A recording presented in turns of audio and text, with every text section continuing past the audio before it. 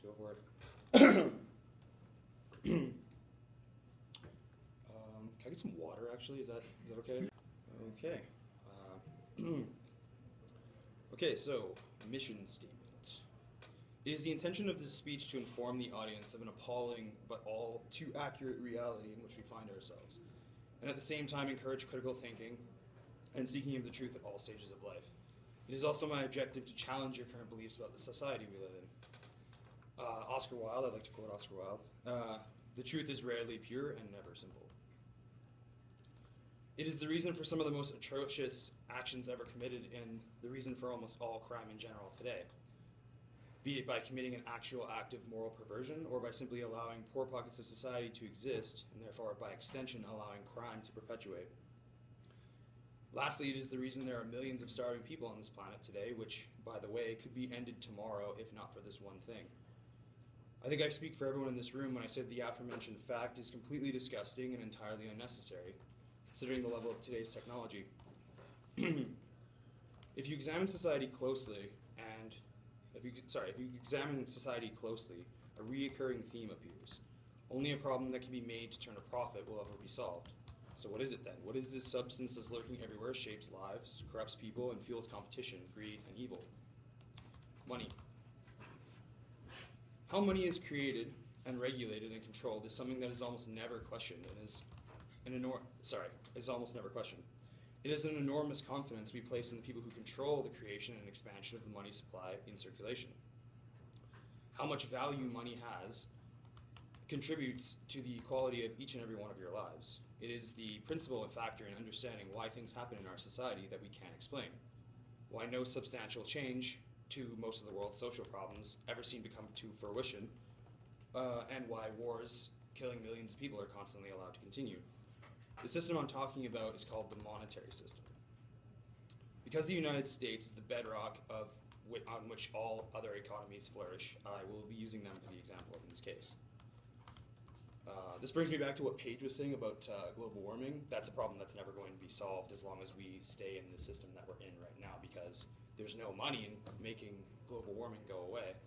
It's more cost effective to be dumping oil and chemicals into the environment than it is to be taking them out. This is why a lot of corruption happens in big corporations. It doesn't take a lot of imagination to figure out why companies would obviously want to save more money. They don't really care. They're all about making money, and that's interwoven into our the business model that I'm going to be talking about. Well, this is mostly about banking, but that's kind of another issue. So anyways, this example is going to be a simplified version of what happens, but nonetheless essentially correct. A central bank is an institution that manages and controls the currency of an entire economy. It does this by loaning money to the government of a country and respective commercial banks within it. Just to be clear, a central bank does not give the government money. It loans it to them at interest, which means that for every dollar that exists within a nation, there is a certain amount of debt owed back to the central bank based on those dollars. The process of money creation goes like this. The government trades glorified IOUs or bonds for currency. This money gets a bond is basically a fancy piece of paper that is what they trade. The Federal Reserve in this case, which is the U.S.'s central bank for currency. There's a few other steps in between this, but it's really complex and it takes a lot of time to explain, so I'm just going to skip right over that. This money gets deposited into various branches of the government and a process begins which is known as fractional reserve banking. Once employees of the government and contractors of public works are paid, they begin to deposit their money into their own bank accounts, their commercial banks, and thus into a commercial bank. So in our case, it would be Toronto, Dominion, CIBC, banks like this. Now this is where it gets interesting, because banks actually begin the fractional reserve practice. What this means is that when you deposit $100 into your bank account, 90% of that money, or $90, can be used for the basis of new loans. In other words, the $100 that you already put into your bank account is already gone. It's already been loaned out to someone else. It's already been loaned out to someone else. The bank can do this as long as they have a 10% of whatever you deposited as a reserve, as the other $90 that's left over is considered an excessive reserve and can be used for the basis of new loans. I'm sure that many of you are thinking that this is where it gets complicated. All right, so you put in $100 in the bank account, and $90 is automatically taken for the basis of new loans, being that the $10 left over is part of the bank's reserve, so that gets stored away. So it makes sense that you would think that the $90 is coming directly out of that $100, the original $100, but that's actually not what happens. They just create that $90 out of thin air and add it to the existing $100. So now that that happens, there's actually $190 available to be used.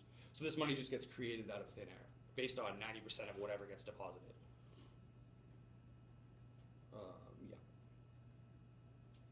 Yeah, so this money gets created out of nothing and added to the $100 deposit, making $190. And this continues and continues and continues. On average, this process repeats and repeats and repeats. The average amount of money that can be made out of thin air on one deposit is about 9 times the original amount. So, for example, if you were to deposit $100 on average based on, oh boy, really? Okay, so I guess I'll just, yeah. So the process of creating all of this fake money, sending it into society, is the actual cause of inflation, which eventually you end up paying for more through taxes and to cover larger and larger amounts owed back to a central bank. Yeah, and this is what causes the prices of goods and services to rise as well. So because of this system, because we live in this system, inflation is basically linear and it's never going to stop. It just continues on its rise, like every day, because this process happens all day long, every day, 24 hours a day. Okay, so this process is, what am I at right now? 6 minutes? Can I go for like another 2, or is that too long? 1 minute. Okay, so I guess I'll just explain. So this entire process is based on a paradox. So this is the paradox, basically. Let's pretend for a moment that you've just borrowed the first dollar from a central bank into existence. So you have the only dollar that's available on this planet, but you promise to borrow that dollar and pay it back at interest. The only way you can get more money is from a bank. So basically, what you have is bank, you borrow the first dollar, there is no other money, but you promise to pay back this dollar at interest. But the only way that you can get another dollar from them is by, this is debt, this is what you owe, and this is your cash. So this is what you're currently trying to pay back to them, but you have to loan more money in order to pay this back. So now you owe this. And this just continues and continues and continues and continues. Forever and ever and ever. Amen.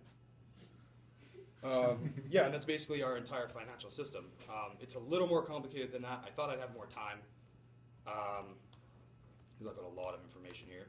But anyways, if I can leave you with one final thought, it would be that I know like discussions like this can be a little bit complicated and boring, but yeah.